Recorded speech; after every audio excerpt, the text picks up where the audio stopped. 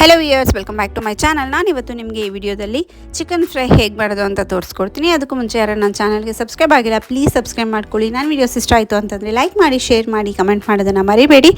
ಬನ್ನಿ ನೋಡೋಣ ಹೇಗೆ ಮಾಡೋದು ಚಿಕನ್ ಫ್ರೈ ಮತ್ತು ಏನೆಲ್ಲ ಇಂಗ್ರೀಡಿಯೆಂಟ್ಸ್ ಬೇಕಂತ ಹೇಳ್ತಾ ಹೋಗ್ತೀನಿ, ನೋಟ್ ಮಾಡ್ಕೊಳ್ಳಿ. ಮೊದಲಿಗೆ ನಾನಿಲ್ಲಿ ಪೇಸ್ಟ್ ರೆಡಿ ಮಾಡ್ಕೊಳ್ತಾ ಇದ್ದೀನಿ.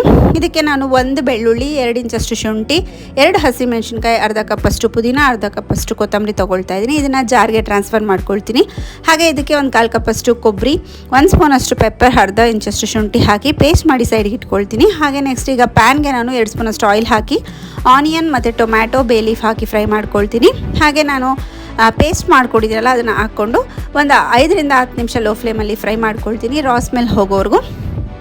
ಸೊ ಇದಕ್ಕೆ 1 ಸ್ಪೂನಷ್ಟು ಧನಿಯಾ ಪುಡಿ, 1/2 ಸ್ಪೂನಷ್ಟು ಎಲ್ಲೋ, 2 ಸ್ಪೂನಷ್ಟು ಖಾರದ ಪುಡಿ ಹಾಕ್ಕೊಳ್ತೀನಿ. ಖಾರ ನೀವು ನೋಡ್ಕೊಂಡು ಹಾಕ್ಕೊಳ್ಳಿ. ಹಾಗೆ ಚಿಕನ್ನ ನಾವು ಬೇಯಿಸಿಟ್ಕೋಬೇಕು.